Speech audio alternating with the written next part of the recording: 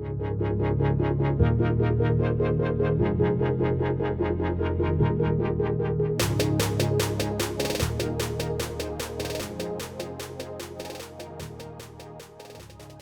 I hope you enjoyed the fresh air that Martin brought last week. He's quite a missionary, isn't he? While he was speaking with you, I was on retreat in Seven Hill, which is a Jesuit retreat house surrounded by Jesuit vines. It's a very beautiful area, and it was a very beautiful experience. And just to show you that it was a holy and a wholesome experience, I did bring a bottle of holy water. Holy water that I managed to get from the cellars of the vineyard. A very special drop called St. Ignatius. And unfortunately, because we're sharing virtually, I won't be able to share it directly with you. Never mind. But what I do want to share with you is based on a phrase in St. John's Gospel, chapter 6. And this is the discourse on the Eucharist that John offers. He uses chapter 6 to present the whole concept of the Eucharist, of his self-giving as nourishment and bread for everybody.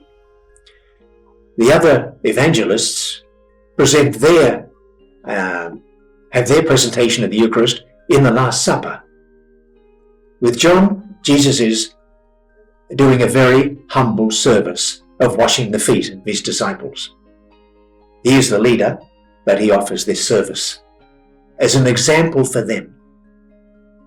Whereas the other disciples, or apostles, evangelists, have Jesus presenting himself as nourishment, as food for everybody. Yeah? Just two ways of self-giving.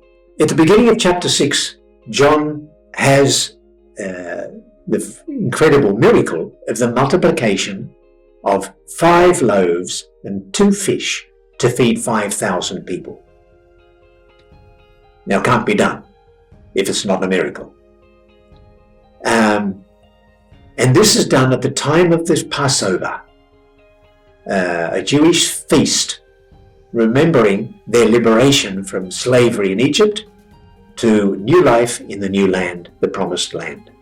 After the miracle, Jesus dismisses the crowd and the disciples head across the lake to Capernaum, and Jesus goes up the hill to pray. When he and the disciples are together, the crowd who were there and witnessed took part in the miracle, the multiplication, went in search of Jesus and the disciples, and they crossed the lake to Capernaum and sought him. And the text says that Jesus said to the crowd, "I am the bread of life."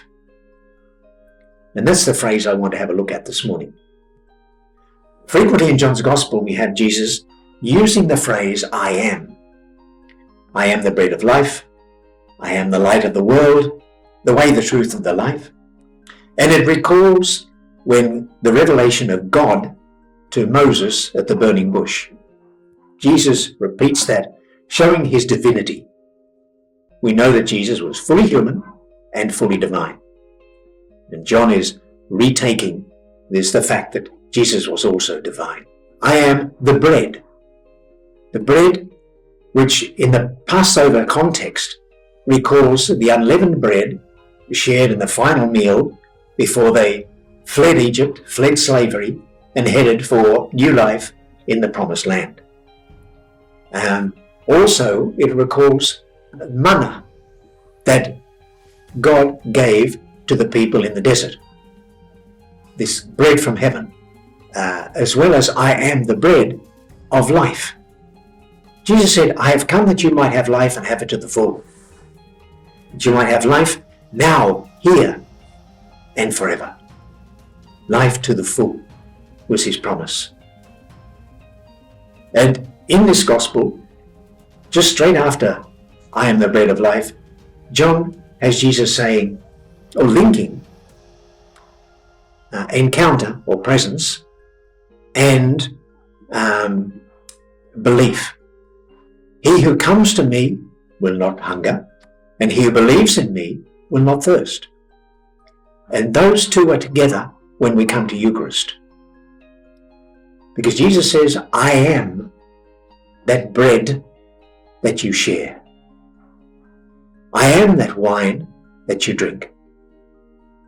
Jesus is.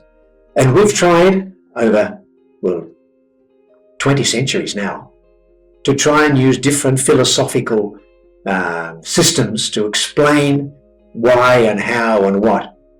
Forget it. Even John says in his gospel, it's belief. We can't explain how Jesus identifies with that bread we share. I am, he says, not it represents me, or I'd like to be, or go for it, but no, I am. And that's something that we wrestle with. It's a gift of belief. It's a gift of faith. And that's why the Christian community gathers every week or every so often and shares that same bread, to share that same life, which is the life of Jesus, which is sonship. So when we share that bread, we share in that gift of sonship of the Father, just as Jesus was and is. Yeah. And it's also why the Church says the Eucharist is the source and centre of the life of the Christian community. The Eucharist, that bread of life, is the source and centre of the life of the Christian community. And to me, that's when we enter into sonship, when we share that same relationship that Jesus had with the Father. Being Son, we also are sons and daughters of that same God. And to me, that's pretty close to saying salvation or redemption. Thanks.